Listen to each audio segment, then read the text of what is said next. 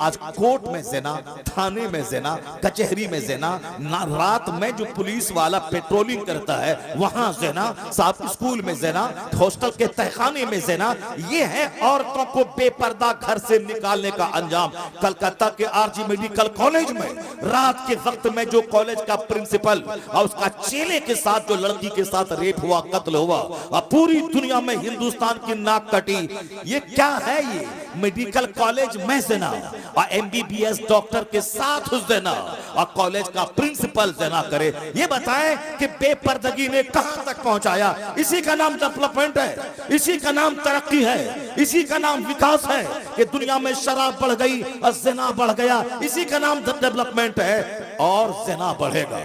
हमने तो हदीस में यहां तक पढ़ा है, इतना ज़िना बढ़ेगा कि रास्ता चलते लोग जिस ज़िना करेंगे कोई टोकने वाला ना होगा, कोई बुरा समझने वाला ना होगा।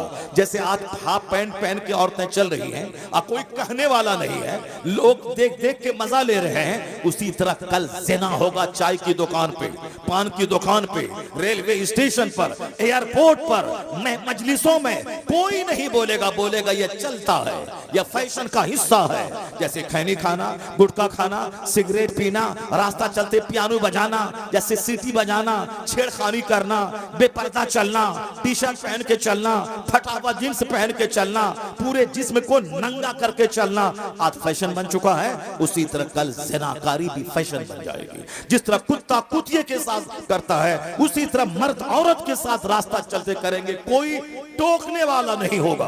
और मैंने यहां तक पढ़ा है और उसका आगाज हो चुका। अभी जो कुछ हो रहा है दुनिया में यह उसी का आगाज है और अब बहुत जल्द वह वक्त आने वाला है, क्योंकि जब ज़मीर जिंदा रहेगा तब ना बंदा गुनाह को गुनाह समझेगा, और जब ज़मीर ही मर चुका होगा तो उसे निकाह बोझ लगेगा, ज़िना अच्छा लगेगा। अपनी बीवी हूर जैसी उसको बुरी लगेगी और दूसरों की काली कलोटी बेटी उसकी तरफ उसका नशा होगा। प्यार के नाम पे बलात्कार का माहौल जब आज पैदा हो ही चुका है। 4 बच्चे की औरतें ड्राइवर के साथ भाग रही है, 4 बच्चे की माँ साहब भाग रही, पोता पोती वाली ये साहब नानी बनने वाली वो भाग रही है। तो आखिर वो दिन आने में कितना टाइम लगेगा? वो तो आ ही चुका है। आप जो आज गार्डन में, पार्क में और तन्हाई की जगहों पे जो कुछ हो रहा है वो मजलिसों में होगा। एक बंदा अगर कह देगा उसको ये करना ही था तो जरा दीवार के पीछे कर लेते, तो वह बंदा अगर कोई कह देगा वह उस जमाने के वलियों का सरदार सिद्दीक कहलाएगा। यानी इतना भी टोकने वाला कोई नहीं होगा कि ये क्यों कर रहा है। अगर कोई कह दिया कि ऐसा करना ही था, दीवार के पीछे कर लिए होते, वह उस जमाने का सिद्दीक होगा, वह उस जमाने के वलियों का सरदार होगा। कैसा खतरनाक वक्त आने वाला है। लोग कहते हैं डेवलपमेंट, लोग कहते हैं तरक्की। यही है, औरतों को चड्डी पहना के दुकान में बैठा दिया ताकि 10 ग्राहक उनका मुंह देख करके सामान खरीदने के लिए आए। यही डेवलपमेंट है, यही तरक्की है। घर में रहने वाली खातून को हवाई जहाज का एयर होस्टेस बना दिया ताकि 200 मुसाफिर जो हवाई जहाज पे सफर कर रहे हैं वह सब उनकी गर्दन, उनका चेहरा, उनके सर के बाल, उनके हाफ पैंट, उनके सारे बदन को देखकर 2 घंटे का सफर पूरा कर ले। यही डेवलपमेंट है। ये फिल्म में जो कुछ हो रहा हॉलीवुड बॉलीवुड में, ये खूबसूरत हसीनाओं को नचा के उनको निर्वस्त्र बना के 3 घंटे तक मर्दों को बैठा के और साहब खरबों रुपए का कारोबार फिल्मी हो जाए और नाच गा के जिस्म की नुमाइश करके, यही डेवलपमेंट है, यही डेवलपमेंट है। हर जगहों पे अधनंगी औरतों की तस्वीरें, चाय की दुकान से लेकर के साहब बड़े बड़े मॉल तक, इन औरतों को बेपर्दा करवा के 2 पैसे कमाना, यही डेवलपमेंट है। यानी अभी एक औरत आई थी यूरोप से, वो हमसे बयान किया कि हजरत क्या बताएं, आंख के खून के आंसू रोना पड़ता। मैं भी लंदन गई थी और मैं वहां से वापस लौटी हूं। वो बयान क्या, मुझसे बयान किया कि हुजूर सिर्फ एक धागा की तरह, जैसे कोई एक कपड़ा लपेटी हुई है, धागा की तरह एक कपड़ा है, बाकी सारा जिस्म नंगा। यानी को बुरा भी नहीं समझने वाला। अब फिर वो कहती कि क्यों मैं वहां चला गया, ऐसे मनाजिर को मैंने क्यों देखा, जबकि मर्द अंदर में टी शर्ट है, उसके ऊपर में शर्ट है, उसके ऊपर में कोट है, क्योंकि कोट और पैंट पहनने का रिवाज चला दुनिया, पूरी दुनिया में। सारे लोग शादी ब्याह में कोट पैंट पहनते हैं। साहब सारे नेता, अमेरिका यूरोप के सारे नेता मर्द वो साहब पहने हुए हैं कोट पैंट और अंदर में शर्ट है। ये मर्द जो अगर वह जींस नहीं बल्कि वह बनियान पहन के रहता तो भी कोई तूफान नहीं मचता, क्योंकि मर्द अगर बनियान पहन के कोई तूफान मचने वाला नहीं है। मर्द सिर्फ नाप से लेकर के यहाँ घुटने तक उसके सतरे औरत औरत है इसका छुपाना फर्ज है। घुटने से नीचे खुला हुआ रहे, कोई हलचल नहीं मचने वाला है। नाप से ऊपर भी मर्द का बदन खुला रहे, ना औरतों में कोई हलचल मचने वाली है, ना मर्द में कोई हलचल मचने वाला है। मगर औरतों की पिंडली, औरतों की गर्दन, औरतों का चेहरा, औरतों की पेशानी, उनकी आंखें, उनकी नाक, सारा जिस्म ऐसा है कि जिसको देखने के बाद मर्दों के दिल में हलचल मचता है। इसीलिए पर्दे का कानून है और उसके एक कशिश मर्दों में रख दी गई है। और यह कशिश ही का नतीजा है कि एक भूतनी औरत को आदमी रानी बना के कबूल कर लेता है। उसी कशिश का नतीजा है कि एक औरत जो रहने वाली वो गुजरात की, अब वो अपने शौहर के साथ उत्तर प्रदेश के देहात में रह रही है, माँ बाप भाई बहन सारे संसार छोड़ करके इनके साथ रहती है। वही एक कशिश है, एक अट्रैक्शन है दोनों में। और उसका अगर गलत इस्तेमाल हुआ तो ज़िनाकारी का दरवाजा खोलेगा, और उसी का सही इस्तेमाल हुआ निकाह के जरिए फिर घर और समाज की आबादी का एक जबरदस्त जरिया बन जाता है। ये कशिश कुदरती तौर पर कशिश है। भूख लगेगी दाना चाहिए, प्यास लगेगी पानी चाहिए। उसी तरह औरतों की ख्वाहिश है दाने की तरह पानी की तरह, औरतों को भी मर्दों की ख्वाहिश है दाने की तरह पानी की तरह। ऐसा नहीं कि भूख लगे और सामने दाना रहे और हम नहीं, दाने की चाहत हमको नहीं है, वो तो मुर्दा से बदतर है कि भूख लगी है सामने दाना है और खा नहीं रहा है, वो तो मरीज है, बीमार है। उसी तरह मर्द है सामने औरत निर्वस्त्र खड़ी है और इसके बदन में कोई हलचल नहीं मचे, नहीं कोई फर्क नहीं पड़ता, वो तो नामर्द है, हिजड़े से बदतर है। क्योंकि इंसान जहां है, मर्द जहां है, मर्दानगी जहां है, वहां तो कशिश है, वहां तो औरतों की ख्वाहिश है। उसी ख्वाहिश को सही लगाम देना है, सही रास्ता देना है। शैतान के नाम पे ज़िना होता है, मगर रहमान के नाम पे अगर अजनबी औरत को अपने निकाह में ले लिया गया, उसी का नाम निकाह है। वहां से सवाब का दरवाजा खुलता है, औलाद पैदा होती है, दुनिया के चलने बसने का एक जबरदस्त इंतजाम हो जाता है। इसी हरामकारी को रोकने के लिए निकाह का तरीका है। मगर लोग आज निकाह को बोझ समझ चुके हैं। आज इस तरह जमीर मर चुका है आदमी का कि साहब वो हरामकारी चाहत से कर रहा है। आने वाले वक्त में ये सिस्टम भी खत्म हो जाएगा। इसी का नाम दुनिया ने डेवलपमेंट रख दिया है। यानी खूब शराब पिए पानी से ज्यादा तरक्की है, खूब नंगा नाचें तरक्की है, और शादी ब्याह के नाम पे करोड़ों रुपए को बर्बाद करें, यही डेवलपमेंट है। आधा खाएं 1000 रुपए की प्लेट, आधा खाएं आधा फेंकें, यही डेवलपमेंट है। वो वक्त आने वाला है। हदीस माया है कि दाने की इज्जत करो और रोटी गिरे नीचे तो उसको नीचे से उठा के खा लो। दाने की इज्जत करो, वरना मुस्तफा फरमाते हैं, नाइबे परवरदिगार कहते हैं कि जिस कौम से दाना रूठ जाता है, रोटी रूठ जाती है, दोबारा नहीं आती है। यानी अगर रोटी रूठ गई, वो चाहे 50 दरगाहों पे जाके चूतड़ रगड़ के आ जाए, पेशानी रगड़ के आ जाए, नहीं होगी। जब अल्लाह नाराज होता है तो चाहे वो 1 लाख दरगाहों पे जाके पेशान सर पटक के रह जाए, नहीं मुराद पूरी होगी, नहीं उसकी तकदीर का दरवाजा खुलेगा और नहीं खुशहाली आएगी। मैंने बेशुमार लोगों को देखा, शुरू में अजमेर गए, मुराद पूरी हुई, उसके बाद मगरूर हो गए। मालूम है क्या हुआ?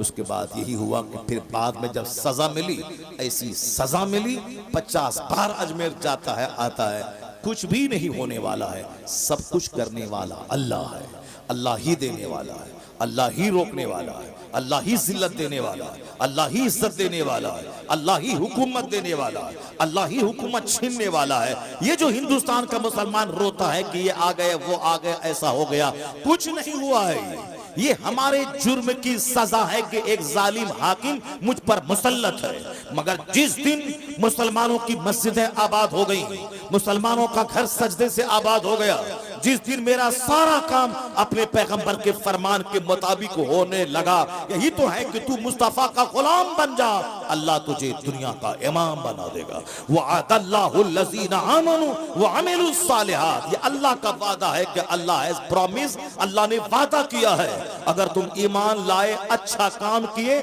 जन्नत तो वहां मिलेगी, इस दुनिया में हुकूमत तुझको दे दी जाएगी।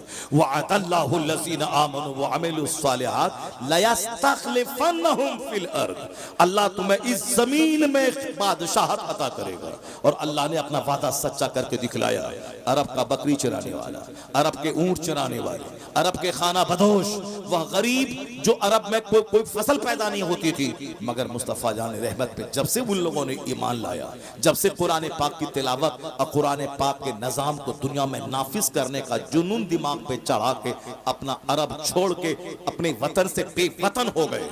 तालीम कुरान आम करने के लिए रूम चले गए, ईरान चले आए, हिंदुस्तान चले आए। तो अल्लाह ने ईरान भी दिया, अल्लाह ने रूम भी दिया, अल्लाह ने बेशुमार ममालिक दुनिया में दिए। और आज 1500 साल में आधी दुनिया से ज्यादा हिस्सों पर मुसलमानों को सल्तनत अल्लाह ने दी। आज भी 63 से ज्यादा ममालिक, मोर देन 60 कंट्रीज, 60 ममालिक से ज्यादा ममालिक पे मुसलमानों का कब्जा है, जहां कलमा पढ़ने वाला हुकूमत कर रहा है। आज पूरी दुनिया में मुसलमानों के एक धमक 200 से ज्यादा ममालिक में मौजूद है। जो अरब से सूरज निकला था, जो अरब के खाना बदोश और बद्दू, वो इस्लाम की खिदमत करने के लिए अपने वतन से बेवतन हो गए। मोहम्मद इब्ने कासिम अरब छोड़ के हिंदुस्तान आ गए। खालिद इब्ने वलीद सैफुल्लाह बन के इस्लाम का काम करने लगे। साद इब्ने वकास अरब छोड़ के रोम की तरफ चले गए। इतने औलिया सालिहीन बुजुर्गाने दीन की मेहनतों ने वो रंग लाई। अल्लाह की खास अता हुई कि पूरी दुनिया पे हुकूमत कायम हो गई, मस्जिदें बनने लगी, मदरसे बनने लगे, खानकाहों की तामीर होने लगी, लाइब्रेरीज दुनिया में बनने लगी। आज अगर दुनिया में कॉलेज है, मुसलमानों की देन है। अल्लाह की कसम 500 साल पहले हिंदुस्तान का एक कॉलेज नहीं था, एक यूनिवर्सिटी नहीं थी। अगर थी भी एक यूनिवर्सिटी तो वह बुद्धिस्टों की शिक्षा और दीक्षा का एक केंद्र थी। मगर JNU, AMU, PHU, Banaras Hindu university, जितनी भी यूनिवर्सिटी हैं सबकी उम्र है 200 साल, 250 साल, 150 साल, 100 साल। इस्लाम 1400 साल पहले जब इस्लाम का सूरज चमका दुनिया में, अरब से वह नूर निकला, तो मालूम है उस वक्त में एक यूनिवर्सिटी दुनिया में नहीं थी, एक कॉलेज दुनिया में नहीं था। लेकिन आज हजारों यूनिवर्सिटीज, लाखों स्कूल, हजारों कॉलेजेस दुनिया में मौजूद है। इसलिए मौजूद है कि पैगंबर आजम ने सबसे पहले इल्म हासिल करने का नारा दिया था। उतलबुल इल्म वलौ कान उतलबुल इल्म मिनल महद इलल लहद। Obtain knowledge from the cradle to the grave. Obtain knowledge whether you find it in China. Acquire knowledge. Knowledge is compulsory for every Muslim man and women. Knowledge is power. Knowledge is life. Knowledge is best company. यानी जितनी भी इल्म की फजीलतें आज के दुनियादार हुक्मरां बयान करते हैं कि इल्म ताकत है, इल्म रोशनी है, इल्म जेवर है, इल्म साथी है, इल्म हथियार है, इल्म डेकोरेशन है, इल्म आर्म है, जितनी बातें आज दुनिया के बड़े बड़े पढ़े लिखे लोग करते हैं, वो सारी बातें अपने मन से नहीं गढ़ के, वो सारी बातें मुस्तफा ने 1400 साल पहले दुनिया को बता दी है।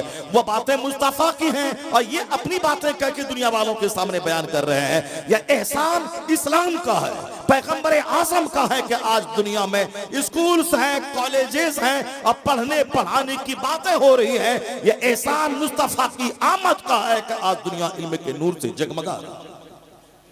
इसको तो मानना पड़ेगा। वो दो चार जलील किस्म के लोग अगर पैगंबर के खिलाफ कुछ बकवास कर रहे हैं, वो जलील अंधे हैं, वो जलील नहीं, उसे मालूम है कि इस्लाम ने क्या दिया। वो आंख बंद करके सूरज का इनकार कर रहे हैं, वो आंख बंद करके वो कहते हैं कि रात नहीं है, वो आंख बंद करके कहते हैं कि दिन नहीं है। तो अगर कोई किसी पागल कमीने चोटे के कह देने से अगर कि आज सूरज नहीं है, तो ऐसा नहीं हो जाएगा कि सूरज नहीं है। अगर कोई खसीस और कोई रजील बोल दे कि जलसे का फायदा नहीं है, उस कमीने के बोलने से इसका नहीं माना जाएगा कि जलसे का फायदा नहीं है। वो रजील, वो खबीस, वो मरदूद क्या जाने। ये एक दरसगाह है जलसा, जहां से हजारों लोगों को दीनी मजाज मिलता है। आज दुनिया में घमंड बढ़ रहा है, दुनिया में गुरूर बढ़ रहा है। गुरूर इसीलिए बढ़ रहा है कि नेक लोगों के पास उठना बैठना बंद हो गया। अब लोगों का उठना बैठना गुंडों के साथ हो गया, लोगों की दोस्ती चोरों और डकैतों से हो गई। लोग अब दुनियावी फायदे के लिए डकैत से मोहब्बत करता है ताकि मेरा पड़ोसी मुझसे डरे कि इसका संबंध, इसका ताल्लुक फलां बाहुबली, फलां अंसारी, फलां यादव, फलां पठान से है। अगर इससे पंगा लोगे तो ये तुम्हें कहीं का नहीं छोड़ेगा। तो लोगों को डराने के लिए आदमी अपने घर में डकैतों को बुलाता है ताकि सारे पड़ोसी जान जाएं कि इनका संबंध उन लोगों से है।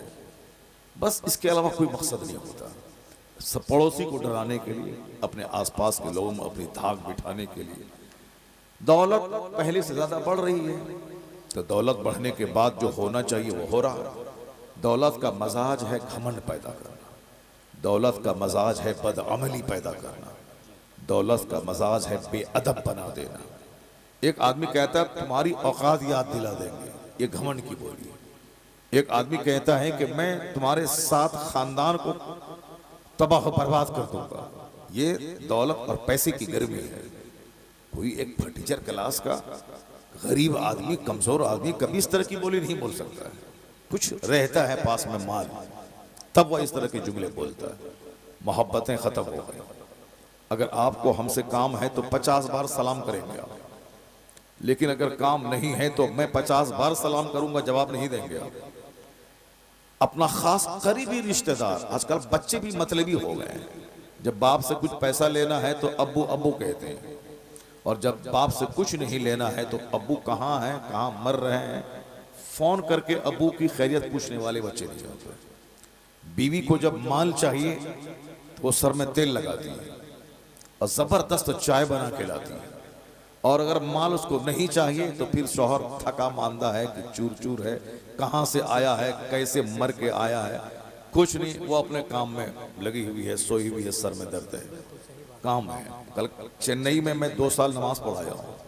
एक बंदा सर्विस करता था, वो हमसे बयान किया कि हजरत जब तनख्वाह मिलने वाली होती है महीने के लास्ट में, तो उससे 5 दिन पहले मेरी बीवी मेरी खूब खिदमत करने लगती है, और जहां तनख्वाह मिली और हमने तनख्वाह उनको दे दिया तो उसके बाद से खाना पाना, पानी, दाना, चाय सब पूछना बंद है।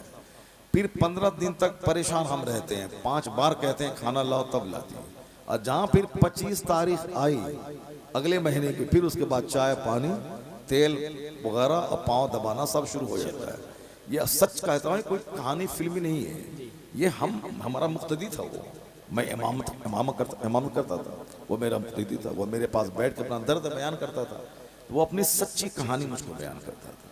सारे लोग मतलबी हो गए, बीवी भी मतलबी, बच्चे भी मतलबी, पड़ोसी मतलबी, रिश्तेदार मतलबी। अगर कोई जरूरत है तो फिर वो फोन करेंगे समझिए, नहीं तो फिर आप ही से शिकायत करेंगे कि आप फोन तक नहीं करते हैं, आप फोन तक नहीं करते हैं। मतलबी लोग हो गए, सलाम नहीं करते हैं लोग, मोहब्बत खत्म हो गई। समाज में रहने के बावजूद हर आदमी अपने आप को अजनबी महसूस कर रहा है, अकेला महसूस कर रहा है। सारे लोग तन्हा महसूस कर रहे हैं कि मैं अकेला हूं, मेरा कोई नहीं। क्यों? मोहब्बत खत्म हो गई। अकाली सलाम ने एक बात कही थी, क्योंकि आज हर आदमी अपने मन के मुताबिक जीता है। हुजूर ने क्या कहा कोई ध्यान नहीं देता है, बस इश्क मोहब्बत, इश्क मोहब्बत, इश्क मोहब्बत की बातें हो गई। प्रैक्टिकल में न इश्क है न मोहब्बत है, वरना मोहब्बत का मतलब है पैरवी, मोहब्बत का मतलब है कुर्बानी, मोहब्बत का मतलब है नखल। आज अगर किसी लड़के को किसी लड़की से मोहब्बत होती है तो फिर वो उसके बगैर वो जी नहीं सकता। उसका चेहरा देखने के लिए वो रात भर उसकी गली का चक्कर लगाता है। साहब उससे बात करने के लिए वो 5-5 घंटे तक वो अपने बिस्तर पे जगा रहता है कि उनसे बात हो जाए। ये झूठी मोहब्बत, गंदी मोहब्बत, और ये कैफियत उसके दिल की हकीकी होती है। क्योंकि अगर दिल मोहब्बत हो गई तो फिर उसके देखे बगैर वो जी नहीं सकता, उसके देखे बगैर वो रह नहीं सकता, उसे बात किए बगैर वो रह नहीं सकता, और कोई नसीहत नहीं सुनना चाहता है वो। एक बहुत बड़े बुजुर्ग थे, उनको किसी एक लड़की से इश्क हो गया था, बहुत बड़े बुजुर्ग थे।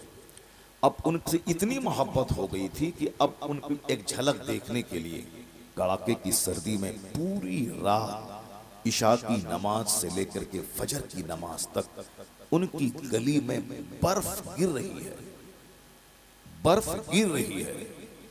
ये इराक और इराक की ठंडी बर्फ गिर रही है, लेकिन चूंकि इस कदर शदीद मोहब्बत उससे थी, एक झलक देखने के शौक में पूरी रात बर्फ गिरती रही, वो सहता रहा। यहां तक कि जब फजर की अजान हो गई और उजाला फैल गया, लोग मस्जिदों की तरफ आने लगे, वो ये समझा कि इशा की अज़ान हो रही है। वो समझा कि ईशा की अज़ान हो रही है, लेकिन जब सवेरा फैला तो कहा अरे ये तो दिन निकलने वाला है, फजर का वक्त हो गया। ये अजान ईशा की अजान समझा था। इस शदीद मोहब्बत का ये असर है कि 8 घंटे बर्फ में नहाता रहा, फजर की अजान होती रही, मगर इंतजारे दीदार में 8 घंटे को वह 1 घंटा समझते हुए ईशा की अजान समझ रहा। दिल में एक चोट लगी, एक दर्द पैदा हुआ। कहा ओह, एक झूठी मोहब्बत में पूरी रात तुमने गुजार दी, यहाँ तक कि बर्फ गिरने का एहसास तक नहीं हुआ। काश ये लंबी रात अल्लाह की इबादत में गुजार देते। सुभान अल्लाह, सुभान अल्लाह। काश ये लंबी रात अल्लाह की इबादत में गुजार देते तो कितना मर्तबा तुम्हारा बुलंद हो गया होता। अंदर से नदामत हुई, शर्मिंदगी हुई, दिल ने बहुत ज्यादा उसको झंझोड़ा।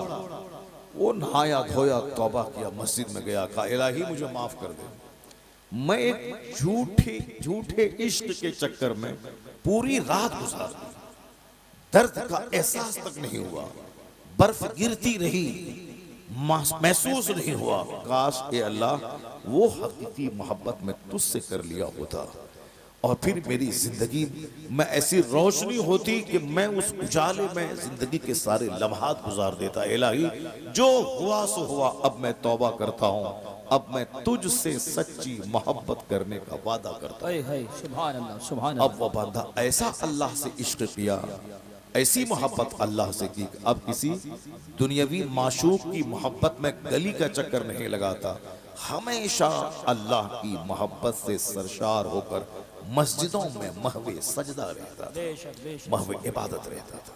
तो उनकी जिंदगी में चूंकि इनकलाब आना था, जिंदगी में बहुत बड़ा झटका जब लगता है तब जिंदगी में आदमी इनकलाब पैदा होता है। आदमी ये चोर था मगर आज नमाजी बन गया, जरूर जिंदगी में कोई बहुत बड़ा शौक लगा होगा, बहुत बड़ा झटका लगता है। ये आदमी डकैत था और ये आदमी आज बड़ा नमाजी बन गया, हाजी बन गया।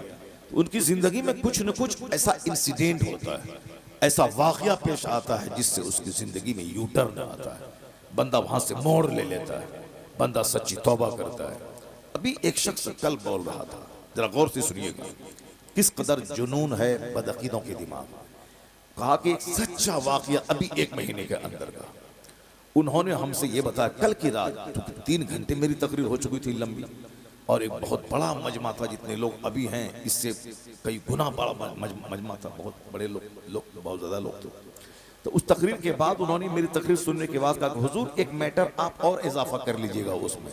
जब मैं क़यामगाह पे आया तो उसने बताया कि चूंकि आप फिक्री बातें लोगों को बताते हैं ताकि लोगों को शौक पैदा हो, लोग सोचने पर मजबूर हो, तो एक पॉइंट हमसे और ले लीजिए। मैंने कहा कौन सा पॉइंट है? कहा अभी 1 महीने की बात है, मेरे गांव के बगल में एक सुन्नी लड़का दियोबंदी गांव में उसकी एक आदमी की गाय चोरी कर लिया।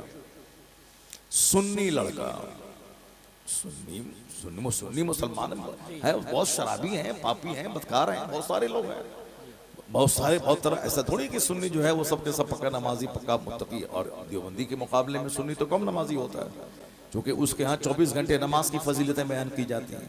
फ़ज़ाइल अमाल है तो ये है वो है, फजर छोड़ने का ये नुकसान, ज़ुहर छोड़ने का ये नुकसान, असर छोड़ने का ये नुकसान, जमात छोड़ने का ये नुकसान, जमात से नमाज पढ़ने का ये फ़ायदा, नमाज की ये फजीलत। उसकी पूरी मोटी मोटी किताब में बुखारी, मुस्लिम, अबू दाऊद, तिरमिज़ी से सारी हदीसें नकल करके वो सामने वाले के बीच में बयान करता है।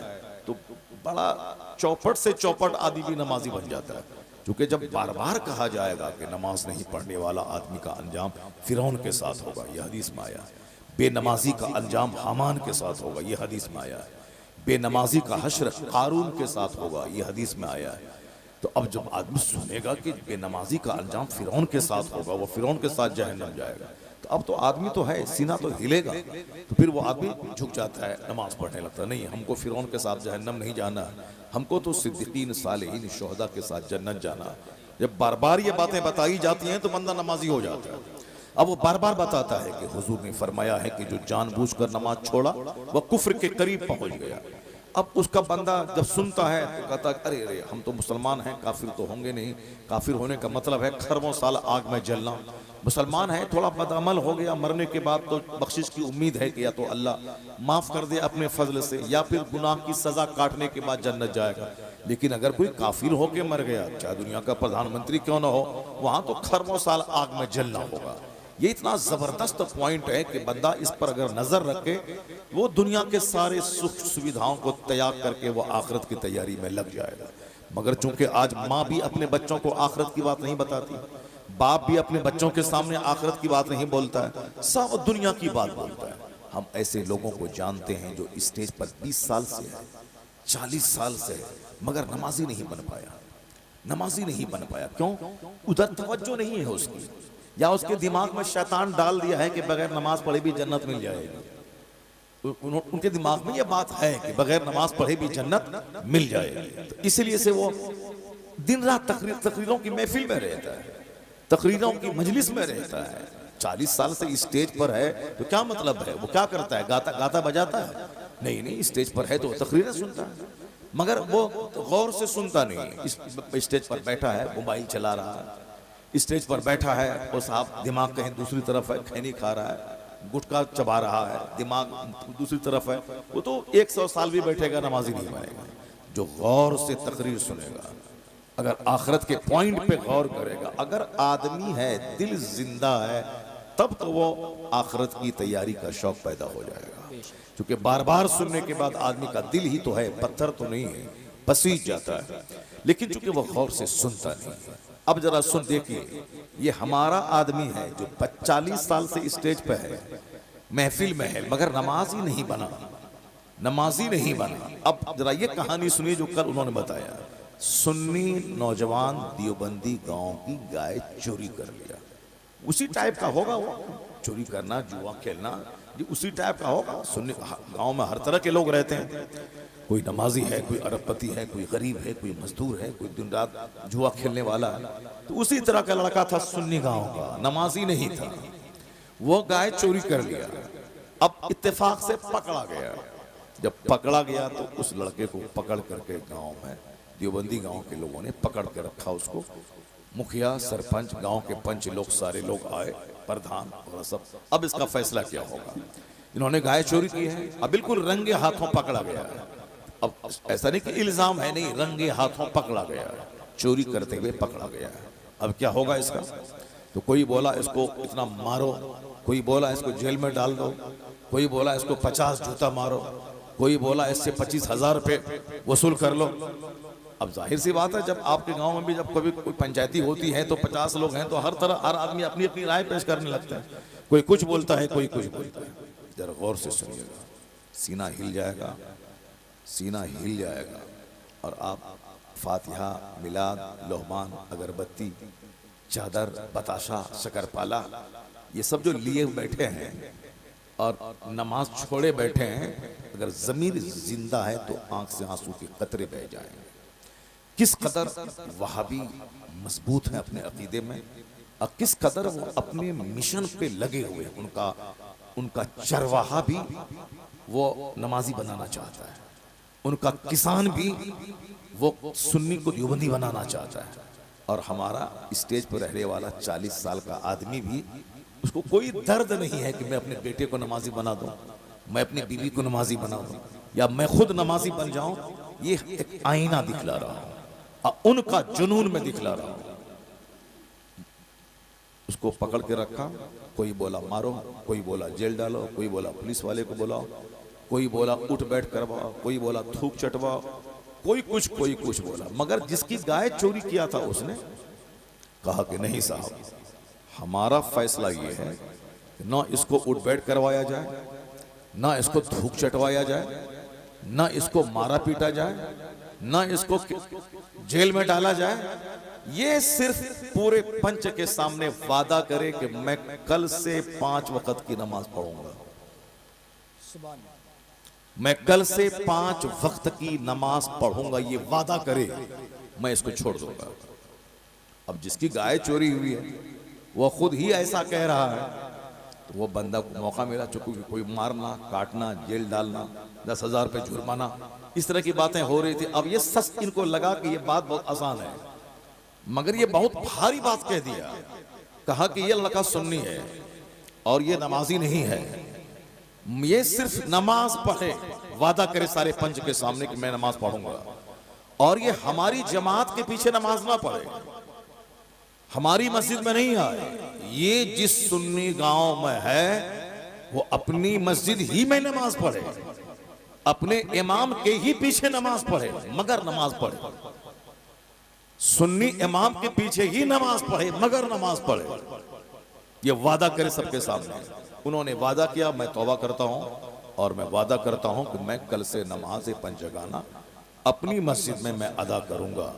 वादा किया, गाय वाले ने उसको छोड़ दिया। अब जाहिर सी बात है, चोरी करने वाला गरीब ही होगा, उसी टाइप का होगा। तो वह दूसरे दिन से नमाज शुरू कर दिया। अब पक्का नमाजी बन गया, पांचों टाइम नमाज पढ़ने लगा, मस्जिद में नमाज पढ़ने लगा। चोरी वगैरह से तौबा तो कर ही दिया, वो नमाजी बना। चूंकि अब उनके दिल से एक आवाज आई। क्या आवाज आई? कि मैं बरेलवी सुन्नी गांव में रहने वाला, आज तक मुझको किसी ने नमाज के बारे में ताकीद नहीं की। आज मैं नमाजी हूँ, अल्लाह का नाम ले रहा हूँ, पांचों टाइम मस्जिद जा रहा हूँ, ये उसी बंदे ने मुझको नमाजी बनाया है। तो अब उसकी मोहब्बत इसके दिल में पैदा हो गई। उनसे फोन से कांटेक्ट में रहने लगा, बातचीत करने लगा। बातचीत करते करते चूंकि उनको लगा कि हमारा कोई सुन्नी बरेलवी मौलवी, कोई पीर, कोई मेरा सुन्नी मेरा बाप, कोई मुझको नमाजी नहीं बनाया है, नमाजी मुझको उस आदमी ने बनाया है।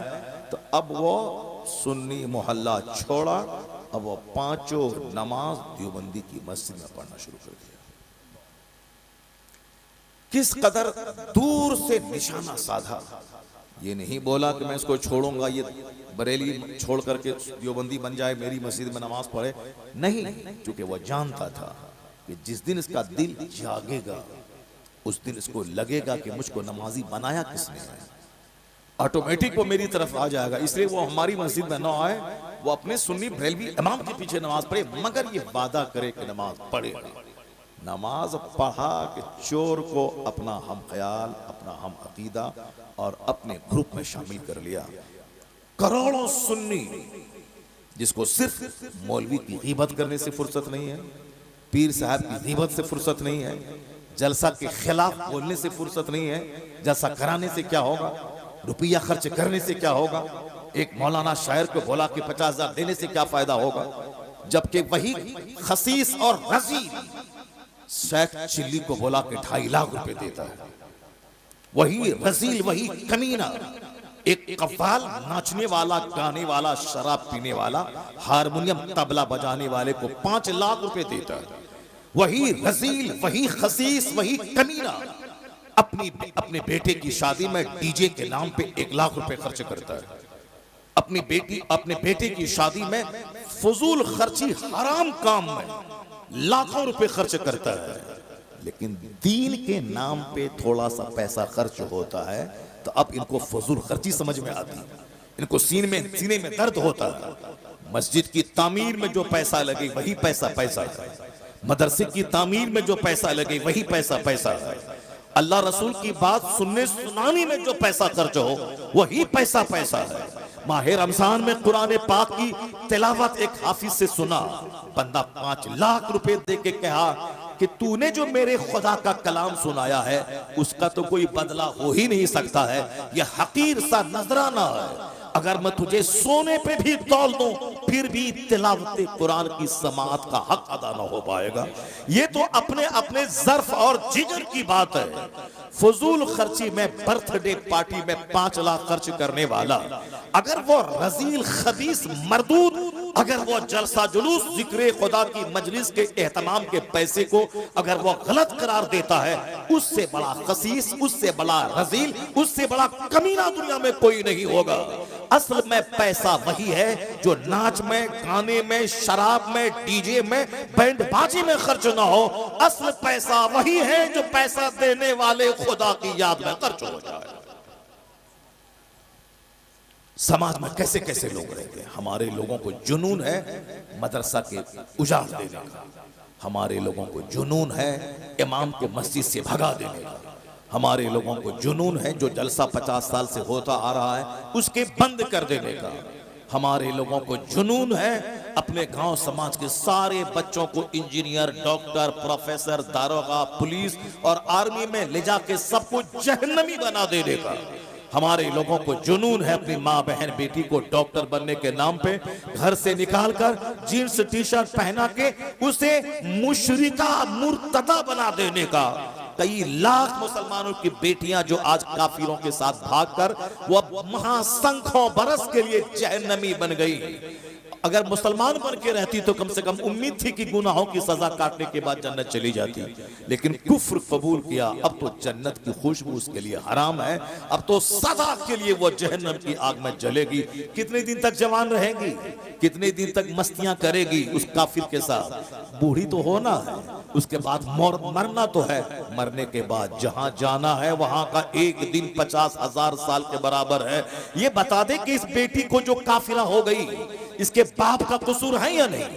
जिसने डॉक्टर, इंजीनियर बनने का रास्ता दिखाया, जन्नत जाने का रास्ता नहीं दिखलाया। हमेशगी वाला आराम का घर जन्नत का रास्ता नहीं दिखलाया। ये दुनिया के 40 साल 50 साल डॉक्टर, इंजीनियर बन के 2 रुपया कमा के खा पी के इसका रास्ता दिखलाया। जबकि मैं खुदा की कसम खा के कहता हूं, अगर लड़की वो डॉक्टर, इंजीनियर नहीं भी बनती तो भी उसकी शादी होती। इंजीनियर बनने के बाद वह सोने के घर में रहने के बाद बगैर शौहर के नहीं रह सकती है, उसे तो शौहर चाहिए। अगर शौहर नहीं चाहिए तो ड्राइवर से जिना करेगी, समाज के जोकर से मुंह काला करेगी। अगर नहीं तो शौहर चाहिए, इज्जतदार औरत है तो शौहर चाहिए, शौहर के बगैर कोई नहीं रह पाएगी। तो शौहर मर्द ही होगा, मर्द कमाने के लिए पैदा हुआ है। लड़की की भी नौकरी है 1 लाख महीना और लड़के की भी नौकरी है 1 लाख महीना। तो एक घर में 2 लाख आ रहे हैं, जबकि एक घर में 1 लाख आने के बाद शानदार ढंग से घर चल सकता था। सामने वाले घर में 5 आदमी परवरिश में, लड़के को नौकरी नहीं है, बेचारा मजदूरी करके जैसे तैसे घर चला रहा है। मगर एक घर में बीवी को भी नौकरी है, शौहर को भी नौकरी है, ये मालामाल हो रहा है। वह बेचारा 10 आदमी की परवरिश करने वाला कंगाल हो रहा है। अगर औरतों को नौकरी नहीं दी जाती तो उसकी जगह पे एक मर्द बहाल होता। अगर वह एक मर्द बहाल होता तो उसकी निगरानी में 10 लोग पाले जाते। क्योंकि हर मर्द अपनी माँ, अपने बाप, अपनी बीवी, अपने बच्चों, अपनी बच्चों का पालने वाला होता है, सहारा होता है। लेकिन औरत का तो कोई न कोई निगरान होता है, शौहर होता है। जब शौहर खुद कमा रहा है, उसकी परवरिश हो सकती है, वो अलग से एक मर्द के हक को मारकर आज जो हिंदुस्तान में गुर्बत बढ़ रही है, कसाद बाजारी बढ़ रही है, एक तरफ गरीब है, गरीब से गरीब तर होता जा रहा है, एक तरफ मालदार है, दौलतें उसके घर में बहती चली जा रही हैं। ये है इंसाफ का खून करना। अगर 1 करोड़ औरतें अगर सर्विस में हैं, अगर वो सर्विस से हट जाएं, 1 करोड़ मर्द उसकी जगह सर्विस में आ जाएं, तो 10 करोड़ लोगों की परवरिश होगी। क्योंकि हर मर्द की निगरानी में 10 लोग होते हैं। मगर क्या कीजिएगा, दिमाग तो चूंकि चौपट हो चुका है गवर्नमेंट का और दुनिया के लोगों का। ये मर्द को, औरतों को शाना बशाना चलाने के लिए, ज़िनाकारी बढ़ाने के लिए, उर्यानियत बढ़ाने के लिए, फहाशी बढ़ाने के लिए, आज तुम अगर नहीं नमाजी बने, लाखों लोग वो हैं जो खिताबत सुन सुन के नमाजी बने हैं। अगर तुम दीनदार नहीं बने तो जाओ तुम जहन्नम की आग में जलो। मगर बेशुमार लोग हैं जो उलमा की सोहबतों में दीनी गुफ्तगू सुनकर जन्नती बन गए हैं, इस्लामी सोच के हामिल बन गए हैं। मेरे जैसे कमजोर किस्म के आदमी के पास तो बेशुमार फोन आते हैं कि आपकी तकरीर सुनने के बाद मैं नमाजी बन गया हूँ, मैं कज़ा नमाज कज़ाए उम्री के तौर पर अदा कर रहा हूँ, मैं साहब अब गाने बजाना छोड़ दिया हूँ, मैं तकरीर बगैर सुने सोता नहीं हूँ। जब मेरे जैसे कमजोर आदमी के बयानात का ये असर है, जो बड़े बड़े लोग हैं, जो मुत्तकी परहेजगार लोग हैं, जो तहज्जुद गुजार लोग हैं, जो बड़ी बड़ी खानकाहों के बड़े बड़े सच्चादा नशी हैं, जिनके हजारों और लाखों मुरीदीन का जाल दुनिया में नेटवर्क फैला हुआ है, उनसे कैसा फायदा होगा? तो किसी के चिल्लाने बुल्लाने से या किसी के बकवास कर देने से इस्लामी बेनिफिट्स को नकारा नहीं जा सकता है। और ये जादू सबके सर चढ़ बोलता है। आज दुनिया में जितने इंस्टीट्यूशंस हैं एजुकेशनल, वो सब इस्लाम की मरहून मिन्नत है, इस्लाम का गिफ्ट है, इस्लाम का दिया हुआ है। चूंकि जो कुछ तुम आज बोल रहा है, ये वही नारा है जो मुस्तफा ने 1500 साल पहले दुनिया वालों को अता फरमाया। और आका अलैहिस्सलाम ने दुनिया को तहजीब दी है, दुनिया को तमद्दुन दिया है, दुनिया को जीने का एक नया रास्ता दिखलाया है। इसलिए अमेरिका का एक बहुत बड़ा पढ़ा लिखा आदमी इस सच्चाई को बोले बगैर नहीं रह सका। वो कहता है he was the only man in history who was supremely successful on both religious and secular levels. ये कोई हिंदुस्तान का कमजोर पढ़ा लिखा आदमी नहीं है। वो साहब ये दो चार आदमी जो नबी के खिलाफ बोलते हैं, इन जैसे 1 करोड़ को पढ़ा लिखा के इंसान बनाने वाला ये अमेरिका का इतना बड़ा लायर, एडवोकेट, साइंटिस्ट, इतना बड़ा पढ़ा लिखा आदमी वो ये बोल रहा है। ये गली कुचे का गिरा हुआ आदमी कुछ बोलता है, हे मुसलमान, कभी उसकी बात पे कान मत धरना, कभी उसकी बात पे थाने का घेराव मत करना, कभी उसकी बात सुनने के बाद उसको हीरो मत बना देना। ये घंटी बजा के 2 रुपया कमाने वाला ये हीरो बनने के शौक में हमारे पैगंबर के खिलाफ बोलता है और हम उसको हीरो बना देते हैं। हम सड़कों पे आ जाते हैं। बेशुमार लोग हैं जो नमाज के खिलाफ बोल रहे हैं, इस्लाम के खिलाफ बोल रहे हैं, कुरान के खिलाफ बोल रहे हैं। कितना सबकी गर्दन में चादर डाल के तुम मारना शुरू करेगा और सबके सबसे तुम लाई मोल लेगा। सारी बातों का जवाब दुनिया में नहीं है और सबसे लाई मोल नहीं ले सकता। हाँ, अदीब बोलेगा मेरा अदीब जवाब देगा, उनका कोई शायर बोलेगा मेरा शायर जवाब देगा, उनका कोई वैज्ञानिक बोलेगा मेरा वैज्ञानिक उसका जवाब देगा। वो आखिरी टाइम है जब सर से पानी ऊपर हो जाएगा और सिवाय कोई रास्ता नहीं रह जाएगा जिहाद करने के। वो तो आखिरी टाइम है। उस वक्त भी हर आदमी को अपने मन के मुताबिक जिहाद करने का आदेश नहीं है। जुल्म मिटाने के लिए, शिर्क मिटाने के लिए और अपने ईमान को बचाने के लिए आखिरी मरहले में जब उसके अलावा कोई चारा न रह जाए तो फिर हमारा जो इमाम है, हमारा जो आलिम है, हमारा जो इस्लामी बादशाह है, हमारा जो रहबर है, उनके आदेश पे वो सब काम होता है। ऐसा नहीं कि निकले मैदान में पत्थर फेंकने लगे, यहाँ देने लगे, वहां देने लगे। अब तो जुलूस निकलवाने में डर लग रहा है कि हम निकालेंगे जुलूस एहतजाज करने के लिए कि वो मेरे पैगंबर को गाली दी है, मुसलमानों को तकलीफ पहुंचाई है, उसको अरेस्ट किया जाए। हम एक लीगल मुतालबा कर रहे हैं। उन्होंने लाख करोड़ों मुसलमानों के दिलों को ठेस पहुंचाया है। हम मुतालबा ही कर सकते हैं। ऐसा नहीं कर सकते हैं कि उनके गले में चादर डाल करके जेल में ठूंस दें। नहीं, हम जहां रहते हैं मुतालबा कर सकते हैं। तो हम मुतालबा कर सकते हैं। गाली दिया बंबई का आदमी और हम सामने वाले पुलिस को क्यों मार रहे हैं, वहां साफ पटरी क्यों उखाड़ रहे हैं, हम क्यों किसी घर में आग लगा रहे हैं। उसके बाद जब पुलिस वाला आता है तो हमारे घर पे नजर चला देता है, हमारे 1000 आदमी को मार देता है, तो उसका जिम्मेदार होगा कौन? उसका जिम्मेदार वही होगा जो बोखला के सामने आया, जो सामने वाले को पत्थर मारा। क्यों मारा? तुम्हारे पैगंबर को गाली दी तो क्या मतलब तुम उसको कत्ल कर देगा?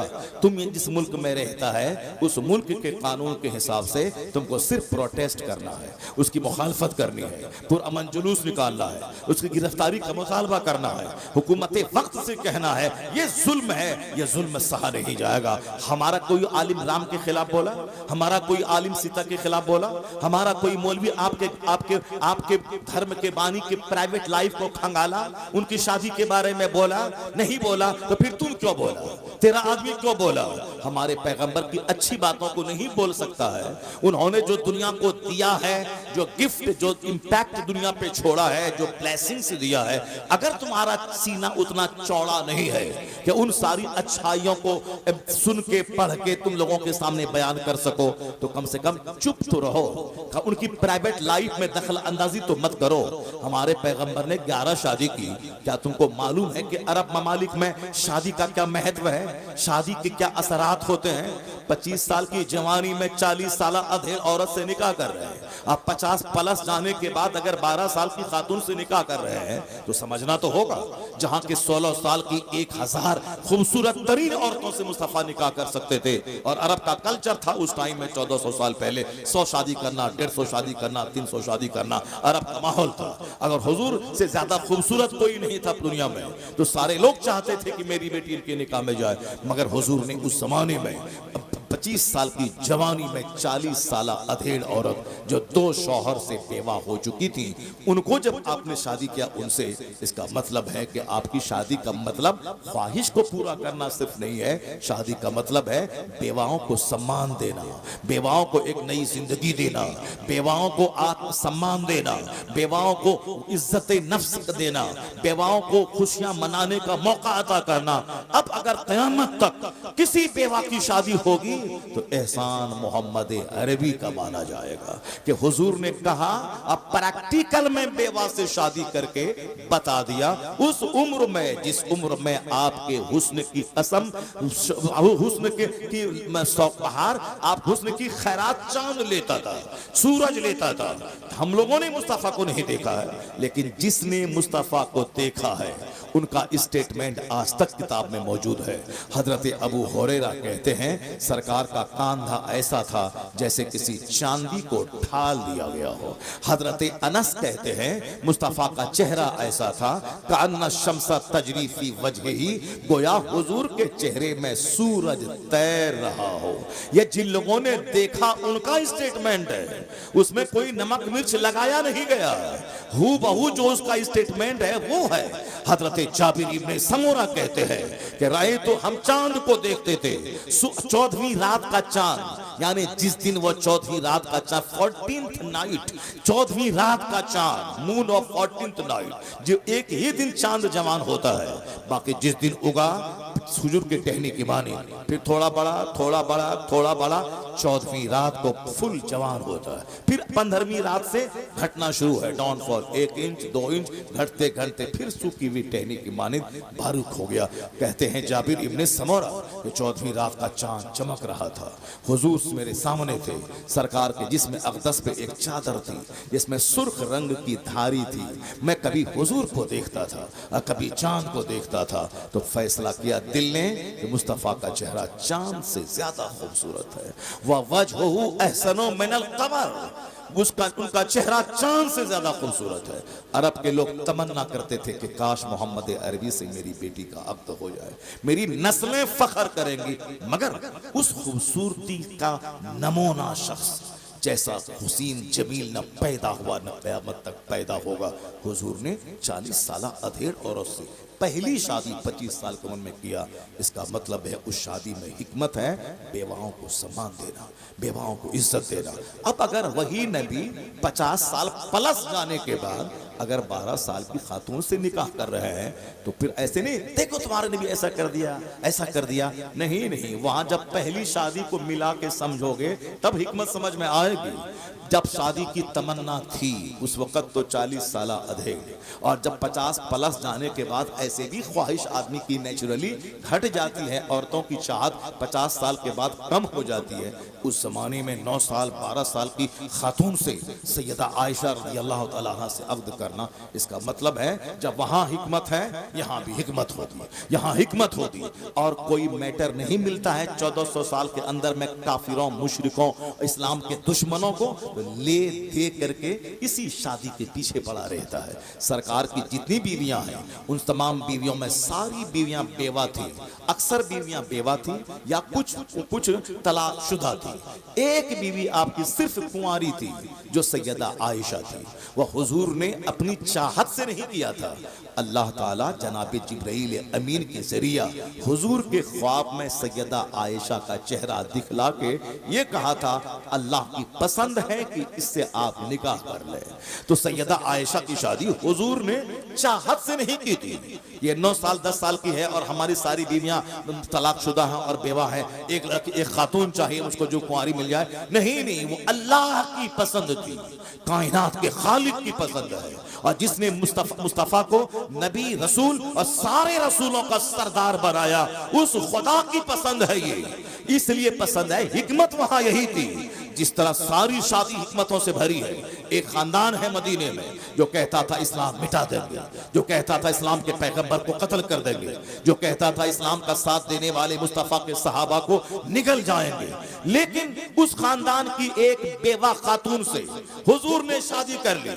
वो खातून रजामंद हो गई और जब उस खानदान की बेटी मुस्तफा के निकाह में आई और हुजूर के अखलाक, हुजूर के किरदार, हुजूर के तमाम कमालात को देखने के बाद जब वो खातून अपने खानदान के बाप दादा के सामने बयान किया, तो पहले तो वह लोग सोचा था कि मोहम्मद ऐसे हैं वैसे हैं। लेकिन जब अपनी बेटी की ज़बानी हुजूर की खलवत, हुजूर की जलवत, हुजूर की तन्हाई की सारी दास्तान सुनी, सारा कबीला कलमा पढ़ के मुस्तफा का गुलाम हो गया।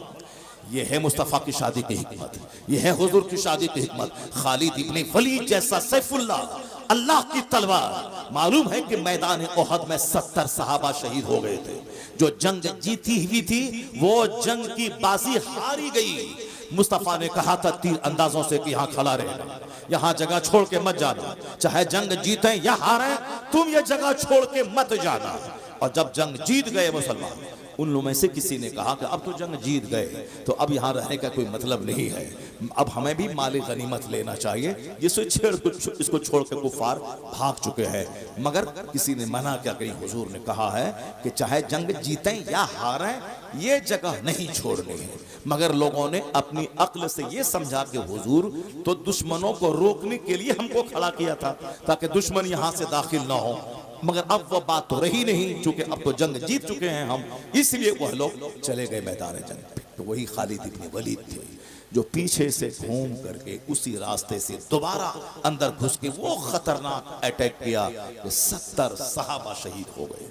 जीती हुई जंग बज़ाहिर शिकस्त में तब्दील हो गई। आका अलैहिस्सलाम जख्मी हो गए, आपके धंधाने अक़दस शहीद हो गए, आप लहूलहान हो गए, आप पहाड़ के ऊपर में एक गड्ढे में आप वहां नीचे चले गए।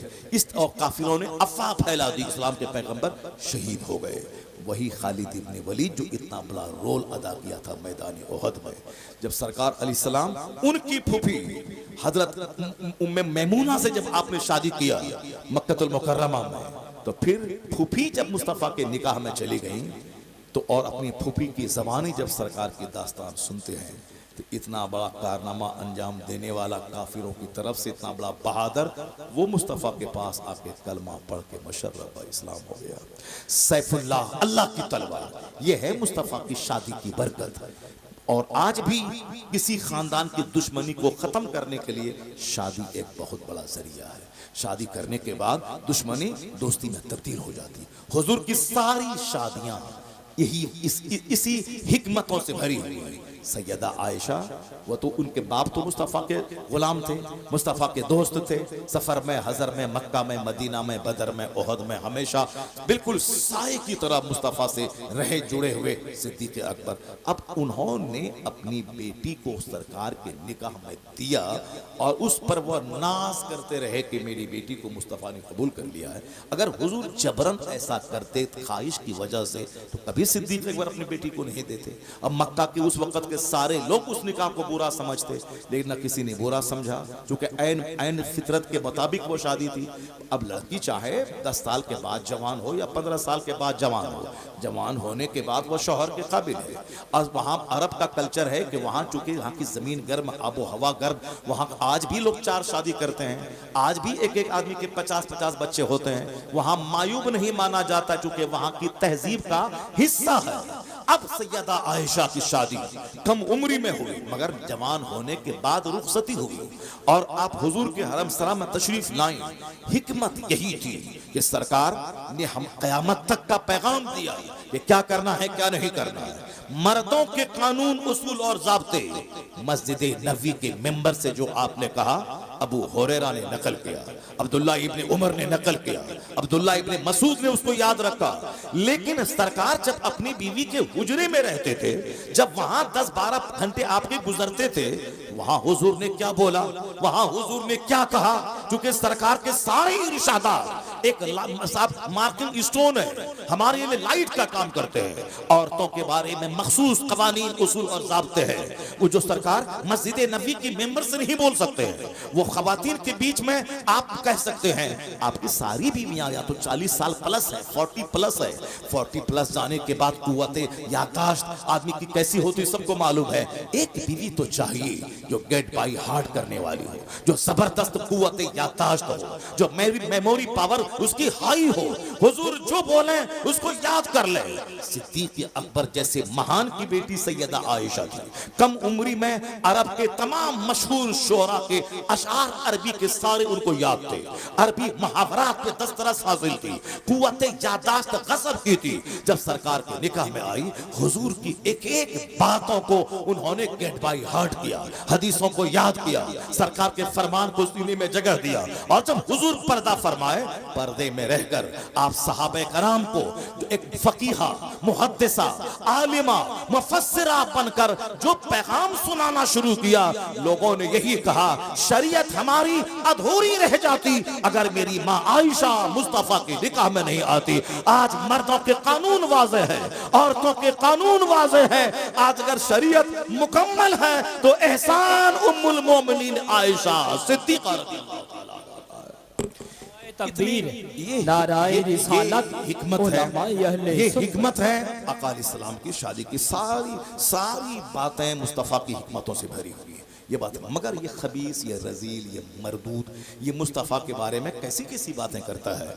अब इनकी बातों का जवाब यही है कि अमेरिका का डॉक्टर माइकल हार्ट कैसी उन बातों को फैलाई, उसकी बातों को अपने घर की दीवार में लिख दी, उस बातों को अपने स्कूल में लिखी। अगर ये रामगिरी जैसा खबीस अगर नबी के बारे में गलत बोलता है, नुपुर शर्मा जैसी खबीसा बोली, तो अब लड़ने की जरूरत नहीं है, सड़क पे आने की जरूरत नहीं है।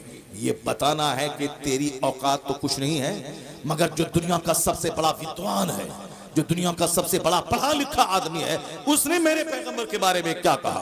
तेरी हैसियत तो कुछ नहीं है।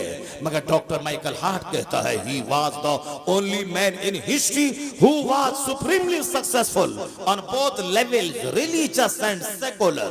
मुस्तफा के बारे में डॉक्टर माइकल हार्ट कहते हैं, अमेरिका का सबसे बड़ा पढ़ा लिखा, वो कहते हैं इस रुए जमीन का, इंसानी तवारीख का, ह्यूमन हिस्ट्री का, मानव इतिहास का एकलौता इंसान मोहम्मद अरबी है जो मजहब और सियासत दोनों सतह पर सबसे ज्यादा कामयाब तरीन शख्स हुआ। सुभान अल्लाह, सुभान अल्लाह। He was the only man in history who was supremely successful on both levels, religious and secular।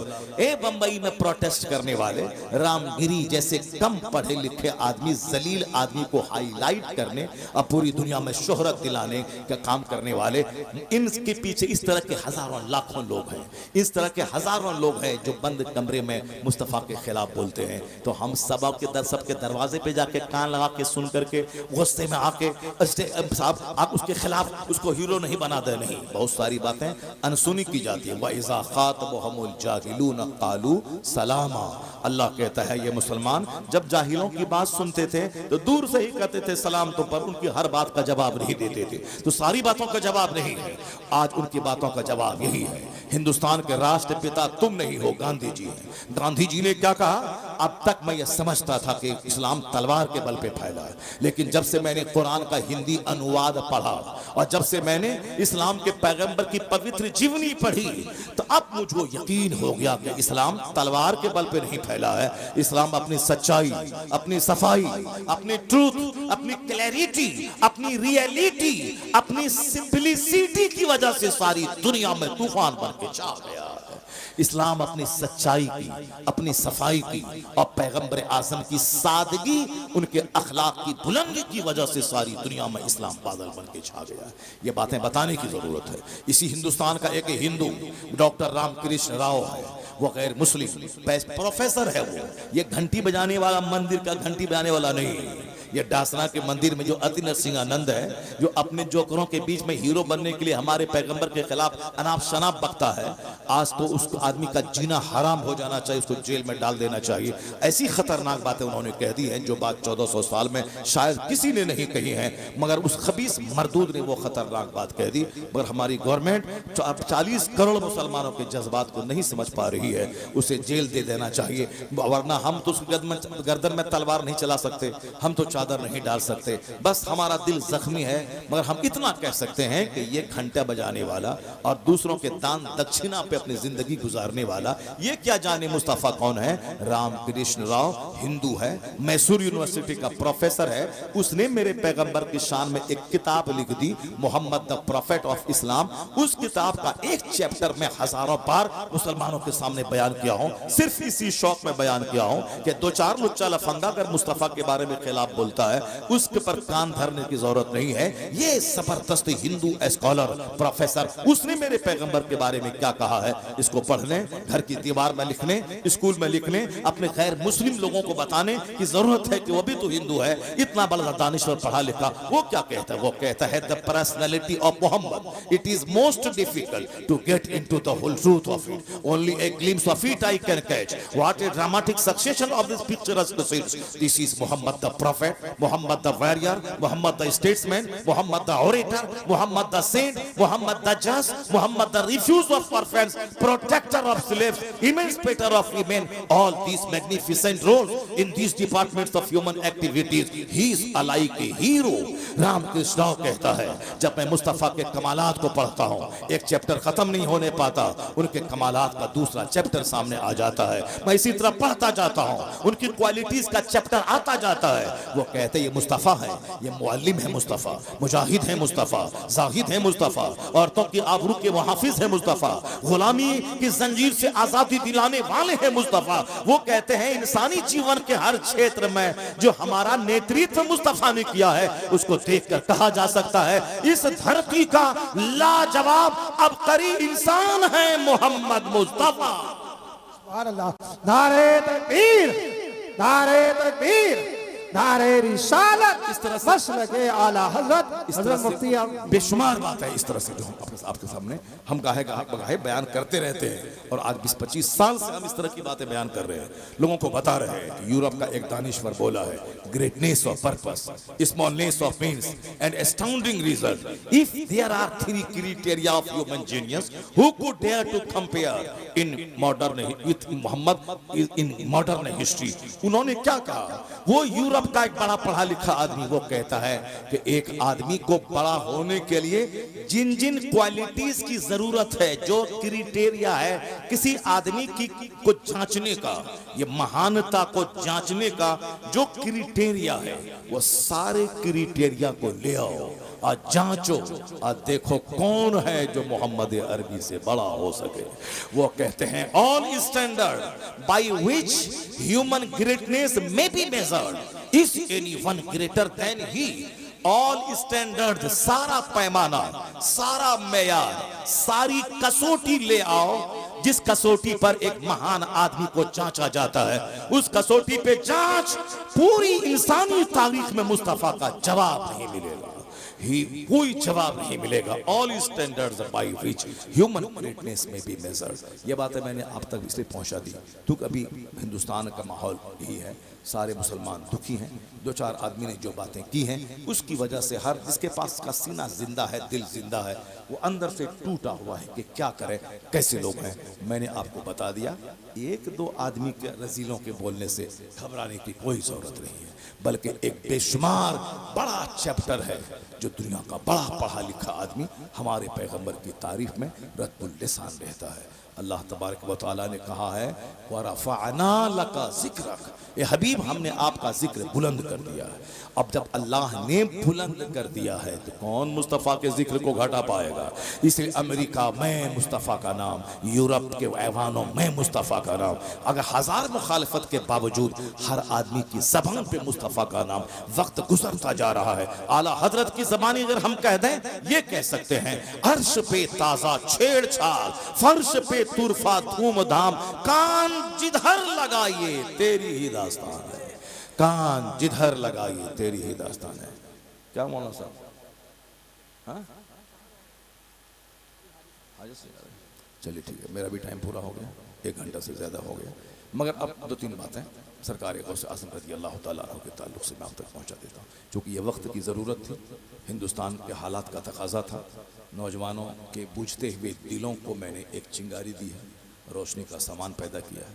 मैंने मुसलमानों की साहब उसके हौसला जो पस्त हो रहा था उसको मैंने जवान करने, उसको हौसला देने की मैंने कोशिश की है।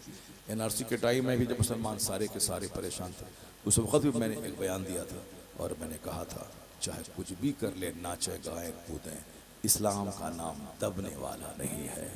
इस्लाम को वो क्वालिटी मौजूद है, चाहे कोई भी दुश्मनी करे, ये वो दरख्त है जितना भी काटोगे हरा होता चला जाएगा। उस वक़्त में आबादी कितनी थी और आज 40 करोड़ की आबादी हिंदुस्तान में कलमा पढ़ने वालों की है।